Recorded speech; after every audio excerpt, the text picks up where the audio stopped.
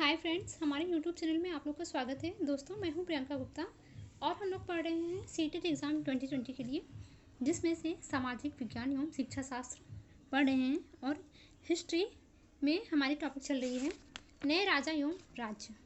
इस टॉपिक से रिलेटेड हम कुछ महत्वपूर्ण क्वेश्चन करेंगे जो आपके एग्ज़ाम की दृष्टि से महत्वपूर्ण है। आप लोग अच्छे से पढ़िएगा, ठीक है। और साथ ही साथ जो आपके पेपर में लास्ट ईयर के पेपर में पूछे गए क्वेश्चन है इस टॉपिक से, उसको भी करते जा रहे हैं। तो आपको अलग से कोई सीरीज़ करने की ज़रूरत नहीं है लास्ट ईयर की। आप लोग वीडियो देखेंगे प्रॉपर तो खुद ही समझ में आ जाएगा। चलिए ठीक है, हम देखते हैं। हमारा पहला क्वेश्चन है, 7वीं से 12वीं शताब्दी के मध्य गुर्जर प्रतिहार निम्न में से किस क्षेत्र में शासन करते थे? सही ऑप्शन है हमारा तीसरा, गुजरात राजस्थान में। क्वेश्चन नंबर दूसरा है, निम्न कथनों पर विचार कीजिए। ए है, चौहान वंश के राजाओं का सत्ता केंद्र दिल्ली एवं अजमेर था। सही ऑप्शन है। बी है, वर्तमान पश्चिम बंगाल, बिहार तथा बांग्लादेश के भूभाग पर पाल वंश का शासन था। सही ऑप्शन है हमारा ए और बी दोनों सही है। ऑप्शन नंबर तीसरा सही हो जाएगा। क्वेश्चन नंबर तीसरा है, निम्न कथनों पर विचार कीजिए। ए है, अधिक सत्ता और संपदा हासिल करने पर सामंत अपने आप को महासामंत, महामंडलेश्वर आदि उपाधियां धारण करते थे। सही ऑप्शन है। बी है, कभी कभी सामंत अपने स्वामी के आधिपत्य से स्वतंत्र हो जाने का दावा भी करते थे। ये भी सही ऑप्शन है। हमारा ए और बी दोनों सही था, तो तीसरा सही हो जाएगा। क्वेश्चन नंबर 4 देखेंगे। क्वेश्चन नंबर 4 है हमारा, निम्न कथनों पर विचार कीजिए। ए दिया है, 8वीं सदी के मध्य में एक राष्ट्रकूट प्रधान दंती दुर्ग ने अपने चालुक्य शासक की अधीनता स्वीकार करने से इनकार कर दिया था। ऑप्शन गलत है। क्वेश्चन नंबर इसका सेकंड ऑप्शन देखेंगे, बी।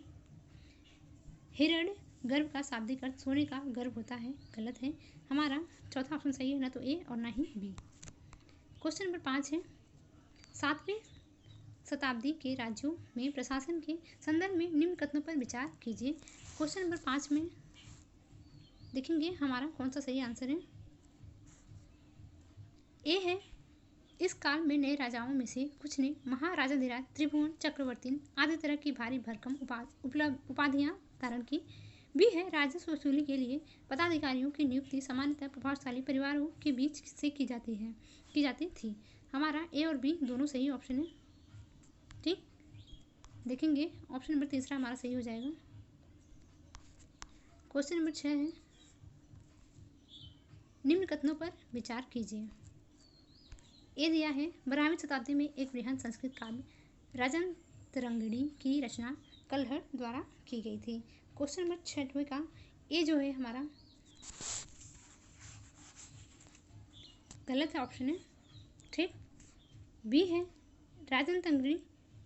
राजतरंगिणी में कश्मीर पर शासन करने वाले राजाओं का इतिहास दर्ज है। ये भी गलत है, ये भी गलत है। हमारा ए और बी दोनों गलत है, तो ऑप्शन नंबर 4 हो जाएगा, ठीक। क्वेश्चन नंबर 7 देखेंगे। क्वेश्चन नंबर 7 है, निम्न कथनों पर विचार कीजिए। इसमें ऑप्शन नंबर ए दिया है, गुर्जर प्रतिहार राष्ट्रकूट और पाल वंशों के शासक सदियों तक कन्नौज के ऊपर नियंत्रण को लेकर आपस में लड़ते रहे हैं। हमारा ऑप्शन नंबर ए सही है। बी देखेंगे, इस समय के शासकों ने बड़े मंदिरों का निर्माण करवा कर भी अपनी सत्ता और संसाधनों का प्रदर्शन करने का भी प्रयास किया। ये भी सही है। ऑप्शन ए बी दोनों सही है, तीसरा ऑप्शन हमारा सही है। क्वेश्चन नंबर 8 है, पैसेज दिया गया है, आप लोग स्क्रीनशॉट ले लीजिए इतने का, ठीक है। इसके बाद हम इसको रीड करेंगे। क्वेश्चन नंबर 8 में हम देखेंगे जो पैसेज दिया गया है, कई शासकों ने प्रशस्तियों में अपनी उपलब्धियों का बखान किया है। संस्कृति में लिखी गई ग्वालियर मध्य प्रदेश में पाई गई एक प्रशस्ति में प्रतिहार नरेश नागभट्ट के कार्यों का वर्णन निम्न प्रकार किया गया है। आंध्र, सैंधव, सिंध, विदर्भ महाराष्ट्र का एक हिस्सा और कलिंग उड़ीसा का एक हिस्सा के राजा उनके आगे तभी धराशायी हो गए जब वे राजकुमार थे। उन्होंने कन्नौज के शासक चक्रायुध को विजित किया। उन्होंने वंग मतलब बंगाल का हिस्सा, अनर्थ गुजरात का हिस्सा, मालवा मध्य प्रदेश का हिस्सा, किरात वनवासी, तुर्क वत्स मत्स्य दोनों उत्तर भारत के राज्य हैं, राजाओं को पराजित किया। क्वेश्चन नंबर 8 देखेंगे हम। क्वेश्चन नंबर 8 है हमारा, नागभट्ट के संदर्भ में निम्न में से कौन सा से कथन दिए गए हैं अनुच्छेद के आधार पर गलत है। क्वेश्चन नंबर 8 में कौन सा गलत है हम ये देखेंगे। फर्स्ट है ग्वालियर में पाई गई एक प्रशस्ति में प्रतिहार नरेश नागभट्ट का वर्णन किया गया है, सही ऑप्शन है। दूसरा है उन्होंने कन्नौज के शासक चक्रायुध को विजित किया था, ये भी सही है। तीसरा है उन्होंने बंगाल का हिस्सा अनर्थ गुजरात का हिस्सा के राजा को पराजित किया था, ये भी सही है। इसका मतलब इसमें कोई गलत ऑप्शन नहीं, हमारा चौथा ऑप्शन सही हो जाएगा, उपरोक्त में से कोई नहीं।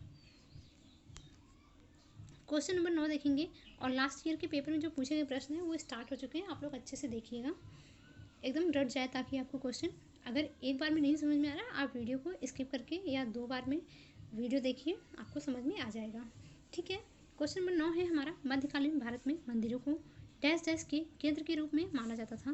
क्वेश्चन नंबर 9 में हमारा सही आंसर है पहला सांस्कृतिक गतिविधियों को। क्वेश्चन नंबर 10 है गजनी में सुल्तान महमूद द्वारा सोमनाथ मंदिर को नष्ट करने के पीछे कौन सा मुख्य कारण था, सही ऑप्शन है हमारा दूसरा, उसने इस्लाम के महान नायक के रूप में श्रेय लेने की कोशिश की। क्वेश्चन नंबर 11 है निम्नलिखित में से कौन सा 9वीं शताब्दी की मंदिर स्थापत्य कला का हिस्सा था। क्वेश्चन नंबर 11 में हमारा सही ऑप्शन है पहला सजावटी द्वार। क्वेश्चन नंबर 12 है निम्नलिखित में से कौन सा राज्यों को संयोजन त्रिविभाजन संघर्ष में शामिल था। क्वेश्चन नंबर 12 में हमारा सही आंसर है पहला राष्ट्रकूट पाल गुर्जर प्रतिहार। क्वेश्चन नंबर 13 देखेंगे चोल काल में व्यापारियों के संघ को डैश डैश कहा जाता था, क्या कहा जाता था व्यापारियों को संघ को, हमारा सही आंसर है तीसरा नगरम कहा जाता था। क्वेश्चन नंबर 4 है हिरण्यगर्भ नामक अनुष्ठान किया जाता था, सही आंसर है हमारा दूसरा राजा को क्षत्रिय घोषित करने के लिए चाहे वह जन्म से क्षत्रिय हो या न हो।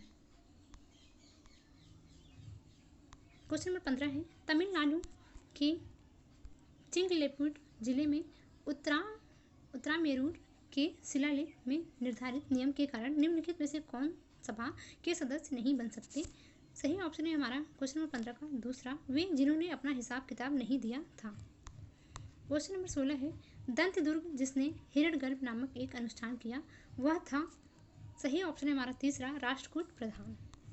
क्वेश्चन नंबर 17 है चोल साम्राज्य में सभा का सदस्य बनने के लिए निम्नलिखित में से कौन सा एक शर्त नहीं थी, सही ऑप्शन है हमारा पहला उनकी आयु 25 से 70 वर्ष के बीच होनी चाहिए। क्वेश्चन नंबर 18 देखेंगे चोल मंदिरों के विषय में निम्नलिखित कथनों में से कौन सा सही है, हमारा सही ऑप्शन है पहला चोल मंदिर आर्थिक सामाजिक सांस्कृतिक जीवन के केंद्र थे। क्वेश्चन नंबर 19 है और आज का लास्ट क्वेश्चन है कन्नौज पर लंबे समय तक त्रिपक्षीय संघर्ष किन 3 राजवंशों के बीच चला, सही ऑप्शन है हमारा दूसरा पाल राष्ट्रकूट और गुर्जर प्रतिहार के बीच चला। अगर आप लोग को कोई दिक्कत हो कोई समस्या हो तो आप लोग कमेंट के थ्रू पूछ सकते हैं। ठीक है, नेक्स्ट वीडियो में हम पढ़ेंगे दिल्ली के सुल्तान, आपके हिस्ट्री के जितने भी टॉपिक हैं पेडागोजी से हम उसको पूरा कंप्लीट करवा रहे हैं। वीडियो को पूरा देखिएगा ताकि आपके एग्ज़ाम में कुछ छूटने ना पाए। धन्यवाद।